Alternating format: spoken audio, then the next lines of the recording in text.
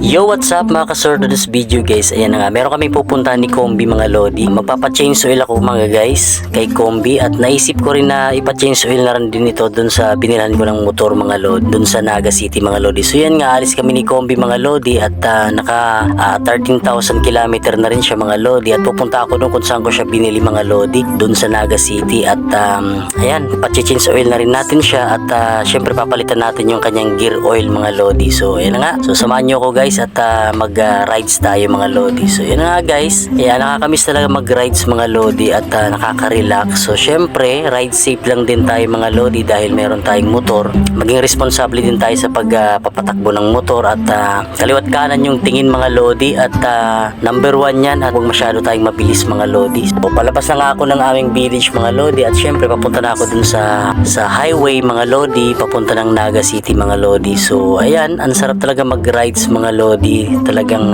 isa yan sa mga hobby ko mga lodi, bukod sa ako ay nagbabike at meron na akong motor na si Kombi mga lodi. I-change oil natin si Kombi dahil naka 13,000 kilometer na siya mga lodi. So papunta tayo ng Naga City mga lodi. So ayan o, isa sa mga magagandang lugar na dinadaanan ko mga guys. Ito yung dinadaanan ko mga lodi. Malinis tingnan, at ayan, kung makikita nyo sa video mga lodi, napakaganda rin ng kalsada, at smooth na smooth din kahit papaano mga lodi. So sabi nga daw ng mga rider ng papunta dito sa Bicol mga lodi, kapag sa Bicol daw napakaraming lubak. So hindi ko naman inaalis na hindi totoo yun. So totoo talaga, karamihan sa mga kalsada namin dito sa may Bicol mga lodi, medyo may lubak talaga at kailangan talagang ayusin mga lodi. So syempre, isa kasi ito sa mga pangunahing kalsada na dinadaanan back and forth, Manila to Naga City to Legazpi mga lodi. So dito lahat ang daan ng mga produkto mga lodi, kaya naman yung mga kalsada syempre nasisira, at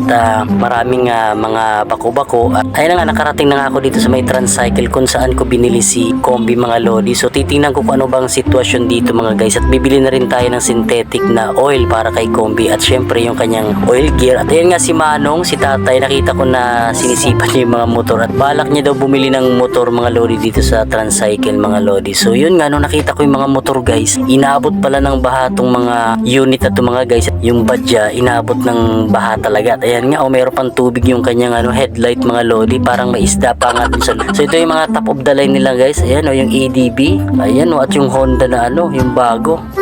So inaabot hanggang pala daw, bewang daw yung tubig dito mga guys. Kung mapapansin yung mga lodi, napapakita ko yung mismong wall nung Transcycle mga lodi. Ayan talagang abot talaga at lagpas talaga dun sa mga motor mga lodi. So yun nung nakausap ko yung agent dito mga lodi, sabi daw itong mga unit na to guys, hindi nila mabibenta to, at lahat yan ipo-pull out mga lodi. At ayan nga, hindi tayo makakapagpa-change oil kay Kombi mga lodi dahil wala silang stocks ng mga oil. Yan mga guys, dahil syempre inabot talaga ng baha, at wash out talaga lahat ng mga products nila dito mga lodi. So wala ako mabibiling oil para kay Kombi, at hindi rin ako makakapagpa-change oil mga lodi. At ayan nga si Manong, sinasabihan ko si Manong na ayan, mukhang hindi mo mabibilin Manong dahil syempre inabot ng bahayan, at sabi ng agent hindi nila maibibenta yan, at lahat ng mga unit dito sa Transcycle dito sa Naga City mga lodi, lahat yan pull out. Kukuha sila ng mga bagong unit para maibenta nila mga lodi. So lahat ng yan mga lodi, naayos pa nila yung mga produkto nila mga lodi. Medyo close sila ngayon at nag-aayos sila ng mga produkto mga lodi, at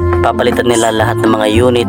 Ayan nga mga guys, talagang abot na abot ng tubig, at pinasok talaga ng tubig yung makina nitong mga motor nito mga lodi. So yan nga, dahil syempre hindi tayo makabili ng oil ni Kombi mga lodi, so uuwi na lang tayo sa bahay mga lodi. So ayan so yung top of the line nila guys, yung ADB, at ano pa ba tong isa, yung bagong parang sniper na Honda mga lodi. Ano bang pangalan? Hindi ko nakalimutan ko yung pangalan niya. So yun ang ganda pa naman ng kulay, pula, at yung Yamaha mga guys. So yun so ayan guys, talagang so mag-order na lang ako ng synthetic na oil para kay Kombi, at ito nga yung agent mga guys. So sabi ko kung kailan babalik yung operation nila. So hindi niya daw alam, baka abutin ng mga 1 week to 2 weeks mga lodi, kasi inaantay pa nila yung yung mga bagong produkto nila mga lodi. So yun nga, napag-isipan ko lang na umuwi na lang guys, at sabi ko mag-order na lang ako ng oil sa online mga lodi, at medyo mura-mura pa rin sa online online mga lodi kapag bibili ka ng synthetic na oil. So yun guys, sa mga nakarating dito sa aking video mga lodi, at maraming salamat sa support ninyo mga guys. Huwag niyong kalimutan na i-subscribe